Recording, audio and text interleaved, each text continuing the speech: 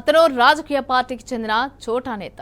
రాష్ట్రంలో ప్రభుత్వం మారగానే ఉపాధి హామీ పథకంలో ఫీల్డ్ అసిస్టెంట్ గా అనధికారికంగా చలామణి అవుతున్నాడు. అయితే ఈ క్రమంలోనే మహిళా కూలీలపైన కన్నేశాడు.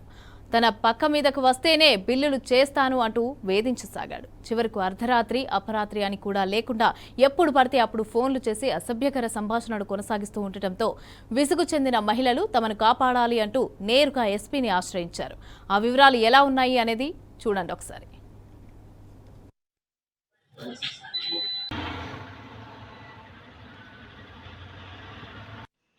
హలో హలో ఎందుకు ఫోన్ కట్ చెప్తాను? వద్దు ఆ బాబు వచ్చా కట్ చేస్తే చెప్పేసినా. హలో చెప్పేసినా చెప్పాలక్క నువ్వేను అంటే ఏం చెప్పాలి? ఏం లోన్ సార్? ఏంది లోన్ అంటివి? ఎందుక ఏంది లోన్ అంటివి? ఆల్రెడీ మీ పేరు మీద 3 లక్షలు లోన్ ఉందిక పెట్టుకుంటే వస్తా. ఆల్రెడీ నా పేరేంది 3 లక్షల లోన్ ఉంటుందా? లేకపోతే పెట్టిస్తాం అంటే అవునా? నీకు 50 నాకు 50 అంతే. అందులో ఏంటినా 3 లక్షలు వస్తాయి, నీకు 2 లక్షలు, నాకు 2 లక్షల రూపాయలక అంటే అది ఏమన్నా ఇంట్లో ఉన్నా. సంపాదించుకో, కాలం మంది అంతేలే. సంపాదించుకుంటే డబ్బు ఉండడానికి విలువ. సర్లే చేసినా పెట్టు. హలో చెప్పేసినా బయటికి రావడానికి పాస్బుక్ ఉంటుందా ఉండదా? ఏసినా బయటికి రావడానికి పాస్బుక్ ఉంటుందా ఉండదా అంటే పాస్బుక్ బయటికి నువ్వు రావడానికి పాసిబిలిటీ ఉంటుందా ఉండదా అంటే దేనికి బా ఎట్లా అనుకో, ఏదానికైనా అనుకో. అదే నీకు నేను ఉన్నాను. అదే ఏం కావాలని తిని డబ్బులు తిను, వద్దంటే అడుగు. అదే చెప్పిన టైంకే చెప్పిన డబ్బులు అడగకపోతే నన్ను అడుగు. డబ్బులు తిను అంతే. ఇంకా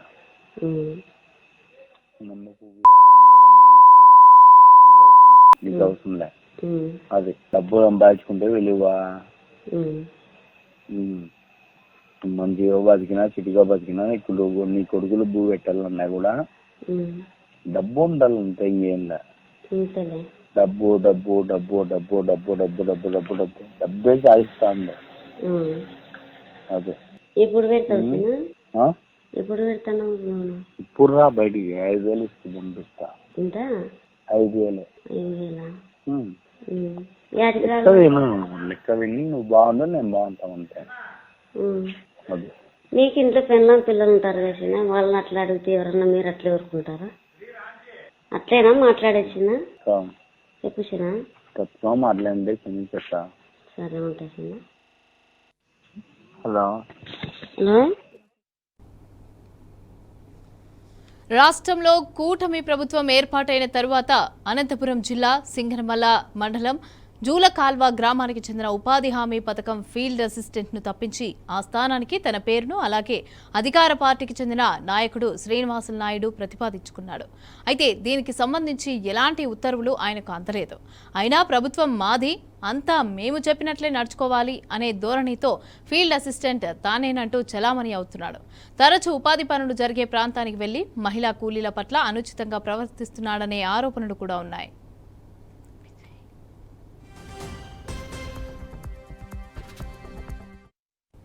ఇక కొంతమంది మహిళలను లక్ష్యంగా చేసుకుని వారికి రాత్రి సమయంలో ఫోన్లు చేస్తూ అసభ్యకర సంభాషణ సాగించాడు. తన పక్క మీదకు వస్తేనే బిల్లులు చేస్తానని, లేకపోతే ఎవరొచ్చి చెప్పినా కూడా వినేదే లేదు అంటూ బెదిరింపులకు దిగాడు. దీంతో విసుగు చెందిన మహిళలు వారం కిందట సింగనమల పోలీసులకు ఫిర్యాదు చేశారు. ఇక రాజకీయ నేతల ఒత్తిళ్లకు తలొగ్గిన పోలీసులు శ్రీనివాసులు నాయుడు పైన ఎలాంటి చర్యలు తీసుకోకుండానే మిన్నుకుండిపోయారు.